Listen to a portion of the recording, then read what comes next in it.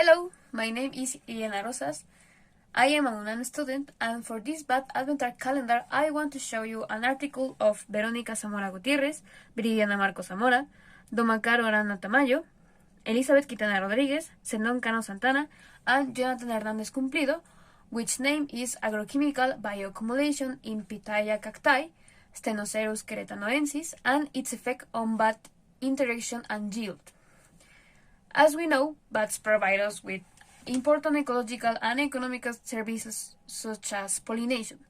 This is thanks to nectarivorous bats, which they are the main pollinators of agaves and columnar cacti in Mexico. Despite their importance, agriculture is one of the most important threats to bats as the land's use change and for its use of agrochemicals such as pesticides and fertilizers that are used to increasing crop yields and quality by control pest disease and pest.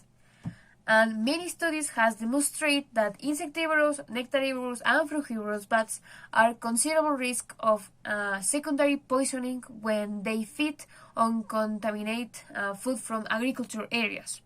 Pitaya, Stenocerus queretanoensis, is an ecologically and economically important endemic columnar cactus in Mexico that highly depends on bats for its reproduction.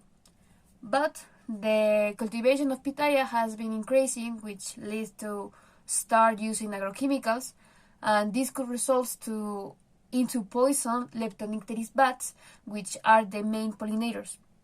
That is why it's important to understand how the use of pesticides and fertilizers may affect this bat genus, given the possibility to bioaccumulation of these compounds in the plants, which is the aim of this study.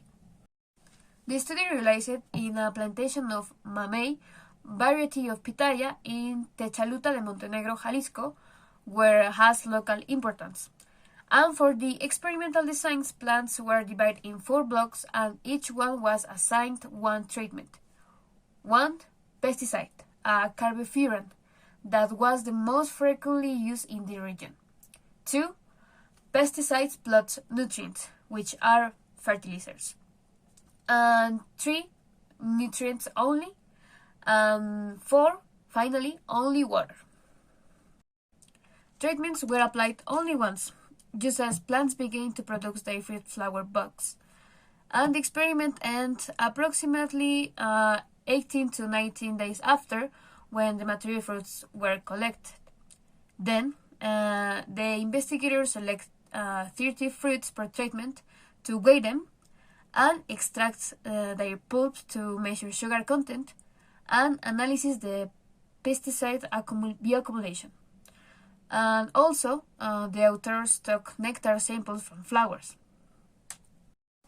And to monitor bats' visitations, 60 days after the application of the treatments, the authors deployed camera traps, and the camera recording a total of 49 flowers, pesticides 50, pesticide plus nutrients 9, nutrients only 11, and controlled 14. And for the results, the authors found that the fertilizer and the pesticide didn't increase fruit yield.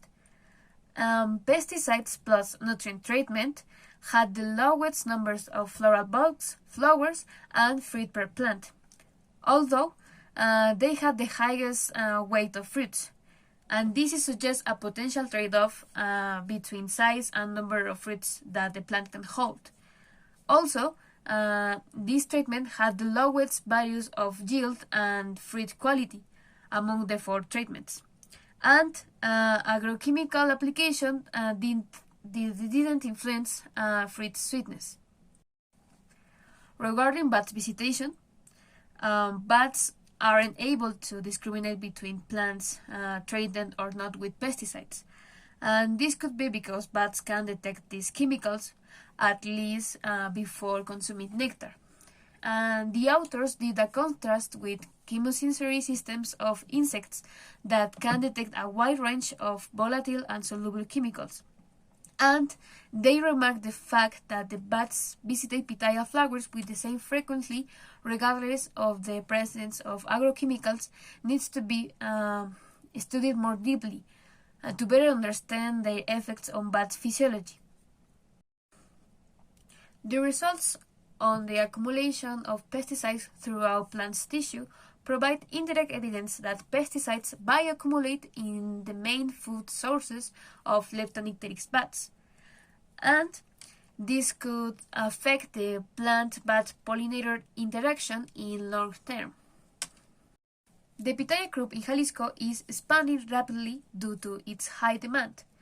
Therefore, the authors recommend to develop new ways to improve production and protect the crop against pests, and highlight it's equally important to conserve and maintain healthy population of its pollinators, especially because pitaya cacti are self-incompatible and thus completely depend on Leptonicteris bats for reproduction. Agrochemical application to pitaya crops could be an ecological trap for bats, since each visit to flowers is an exposure to pesticide residues, and residues in pitaya pulp also put fruit-feeding bats at risk, along with any other animals feeding on pitaya, like hummingbirds, coyotes, foxes, among others. And also, these residues could affect human health and its commercializations, which could generate great economic losses.